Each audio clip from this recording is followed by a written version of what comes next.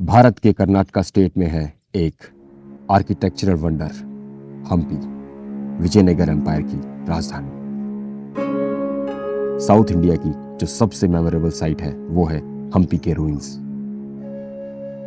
हम्पी जो कभी विजयनगर एम्पायर की शान और शौकत भरी राजधानी थी, आज भी इंडिया के रिच हिस्ट्री की एक जबरदस्त याद है। 16वीं सेंचुरी के टाइम पर हम्पी दुनिया के सबसे बड़े और अमीर शहरों में से एक था और इसका कंपैरिजन रोम और बीजिंग जैसे शहरों से किया जाता था। यूनेस्को वर्ल्ड हेरिटेज साइट होने की वजह से आज भी दुनिया भर के लोग हम्पी आते हैं ताकि उसकी नेचुरल ब्यूटी, यूनिक आर्किटेक्चर और रिच हिस्ट्री को देख सकें और महसूस कर सकें। मैं हूं दीप और मैं अभी कुछ दिन पहले ही हम्पी घूम के आया हूं और मैं कोशिश करूंगा अपना एक्सपीरियंस शेयर करने की और बताऊंगा हम्पी की कंप्लीट जर्नी, ताकि आपकी हम्पी प्लानिंग में थोड़ी मदद कर सकूं और बताऊंगा कुछ इंपॉर्टेंट बातें यहाँ के रेंटल बाइक्स और ऑटो वालों की। इस व्लॉग को मैंने 2 पार्ट्स में डिवाइड किया है, डे 1 एंड डे 2, और आज की एपिसोड में देखेंगे हम्पी का डे 1। बेंगलोर के यशवंतपुर स्टेशन से हम्पी एक्सप्रेस पकड़ के मैं सुबह 7 बजे हम्पी पहुंच जाता हूं। होटल में चेक इन करके रेडी होके मैं ऑटो लेके निकल पड़ता हूँ हम्पी घूमने। यहाँ घूमने का बेस्ट ऑप्शन है ऑटो। मैंने 2 दिन के लिए ऑटो बुक किया क्योंकि प्लेसेस थोड़ी स्प्रेड आउट है और मुझे इसके 4,000 रुपये लगे। हम्पी 2 हिस्सों में स्प्रेड आउट है, नॉर्थ और साउथ। साउथ में आपको विजयनगर एम्पायर के रूइंस और आर्किटेक्चर देखने को मिलेगा और नॉर्थ में रामायण से रिलेटेड कहानियाँ और प्लेसेस और उसी के साथ थोड़ा एडवेंचर भी। सबसे पहला स्टॉप विट्ठला टेम्पल। इस टेम्पल में जाने के लिए आपको एक एंट्री फीस देनी पड़ेगी जो है मात्र 40 रुपये पर पर्सन, और अगर आप चाहे तो एंट्रेंस से इलेक्ट्रिक व्हीकल भी बुक कर सकते हैं या फिर 1.5 किलोमीटर वॉक करके भी जा सकते हैं।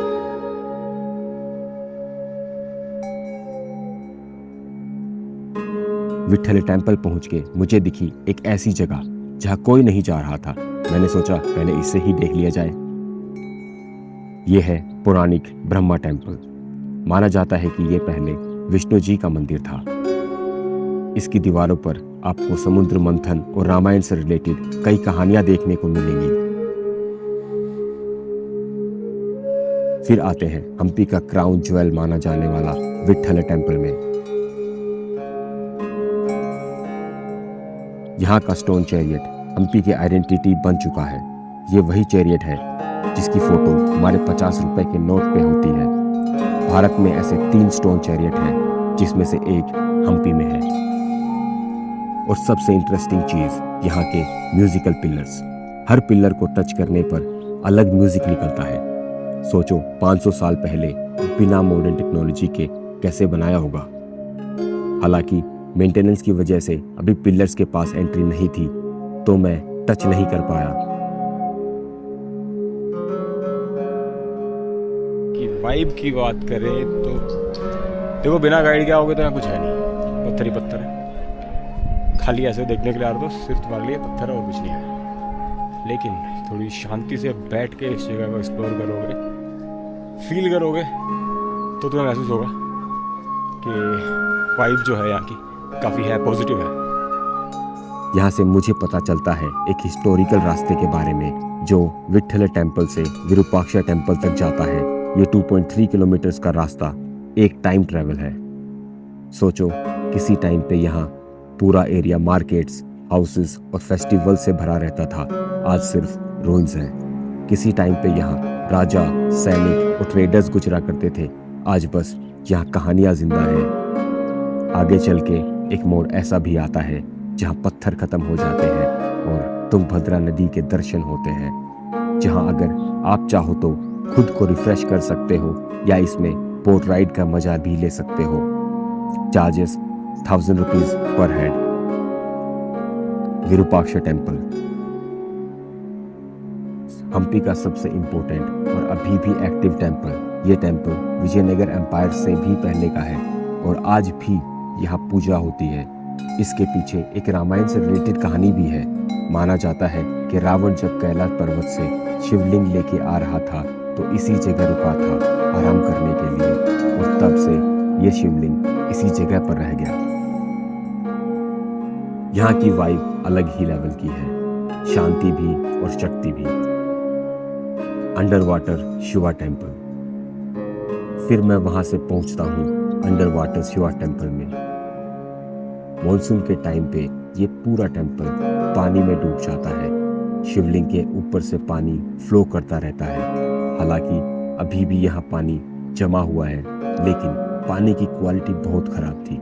इसमें घोड़ों का मल तैर रहा था। अगर मैं अंदर जाने का रिस्क भी लूँ तो कैसे? आई थिंक इस चीज़ पे यहाँ की अथॉरिटीज़ को ज़रूर काम करना चाहिए।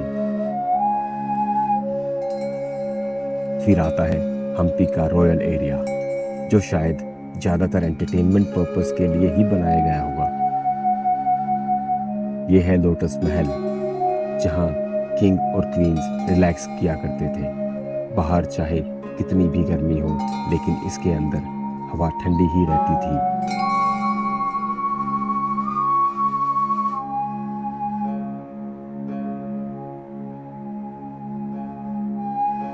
इसके बिल्कुल ही पास है एलिफेंट स्टेबल, जहाँ रॉयल एलिफेंट्स रहा करते थे रॉयल अंदाज में। सोचो, हाथियों के लिए भी रॉयल महल, कमाल का एम्पायर था यार ये। जो एम्पायर कभी सबसे रिच था, आज सिर्फ पत्थरों में सिमट कर रह गया है।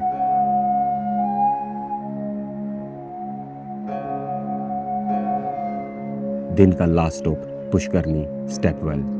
इस जगह का सिमेट्री और साइलेंस दिल को शांत कर देता है। इसी समय यहाँ लोग पूजा से पहले खुद को शांत करने आते थे। ये जगह दिखती कम है, मगर महसूस ज्यादा होती है।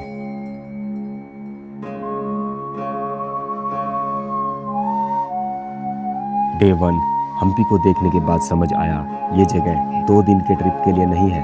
इसके लिए लगभग 1 वीक तो चाहिए ही, क्योंकि ये सिर्फ देखने के लिए नहीं है, फील करने लायक जगह है। 1 दिन में इस जगह को समझना इम्पॉसिबल है। डे 2 में हम देखेंगे sunrise point, river crossing, Hanuman ji का बर्थ प्लेस, सुग्रीव की गुफा, और करेंगे कुछ एडवेंचरस जंप। तो बात करते हैं यहाँ के रेंटल बाइक्स और ऑटो वालों की। एक्चुअली साउथ हम्पी में आपको बाइक्स रेंट पे बिल्कुल भी नहीं मिलेंगी।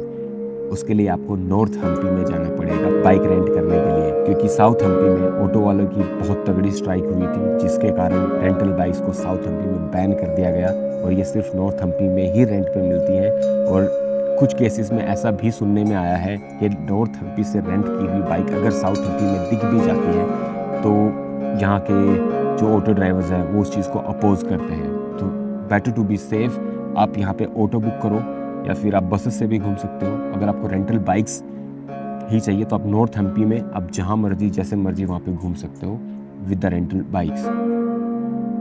अगर आपको हम्पी का ये जर्नी पसंद आया हो तो लाइक, शेयर और डीप हंटर चैनल को सब्सक्राइब करना मत भूलना। मिलते हैं डे 2 में। जय शिव शंकर।